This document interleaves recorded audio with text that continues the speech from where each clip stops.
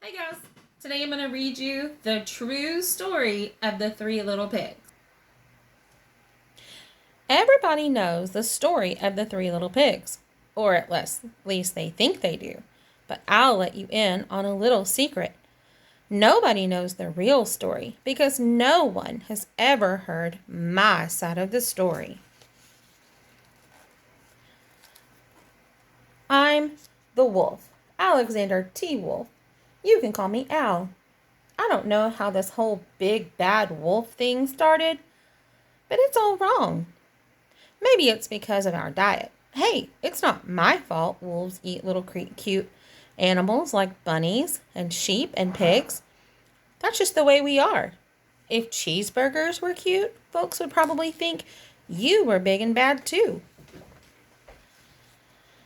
But like I was saying, the whole big bad wolf thing is all wrong. The real story is about a sneeze and a cup of sugar. This is the real story.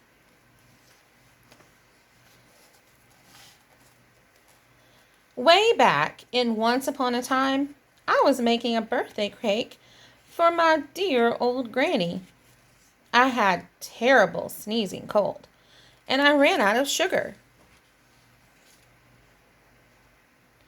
So I walked down the street to ask my neighbor for a cup of sugar. Now, this neighbor was a pig, and he wasn't too bright either. He had built his whole house out of straw. Can you believe it? I mean, who in his right mind builds a house out of straw?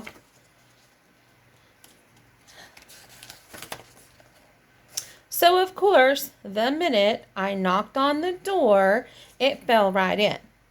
I didn't want to just walk in on someone else's house, so I called out, Little pig, are you in?" No answer. I was just about to go home without a cup of sugar for my dear old granny's birthday cake.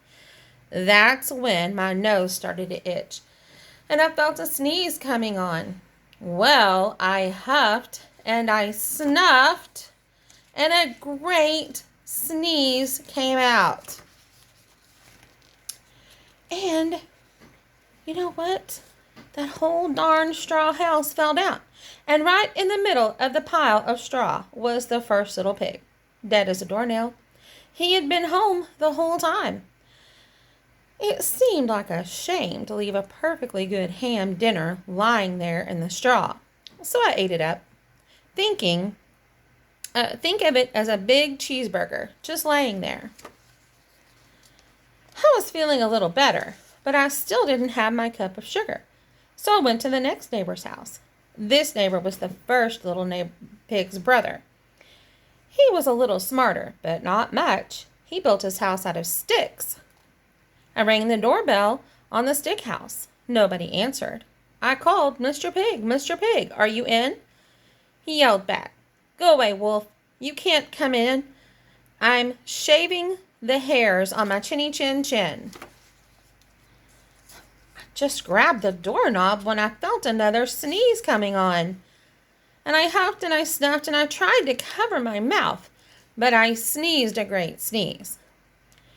And you're not going to believe it, but this guy's house fell down just like his brother's.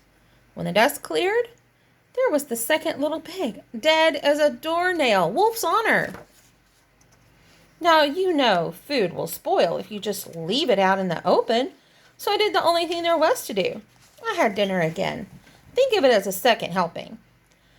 I was getting awfully full, but my cold was feeling a little better, and I still didn't have that cup of sugar for my dear old granny's birthday cake. So I went to the next house. This guy was the first guy and second little pig's brother. He must have been the brains of the family because he built his house out of brick. I knocked on the brick house. No answer. I called, Mr. Pig, are you in?" And do you know what that rude little porker answered? "Get out of here, wolf. Don't bother me again." Talk about impolite. He probably had a whole sack full of sugar, and he wouldn't give me even one little cup for my dear, sweet old granny's birthday cake. What a pig. I was just about to go home and maybe make a nice birthday card instead of a cake when I felt my cold coming on. I huffed and I snuffed and I sneezed once again. Then the third little pig yelled, "And your old granny can sit on a pin." Now, I am usually a pretty calm fellow, but when somebody talking about my granny like that, I go a little crazy. When the cops drove up, of course, I was trying to break down this pig's door, and the whole time I was huffing and puffing and sneezing and making a real scene. The rest, as they say, is history. The news reporter found out about the whole 2 pigs I'd eaten for dinner, and they figured a sick guy going to borrow a cup of sugar didn't sound very exciting. So they jazzed up the story with all that huff and puff and blow your house down business, and they made me the big bad wolf. That's it. The real story. I was framed. But maybe you could let me borrow a cup of sugar?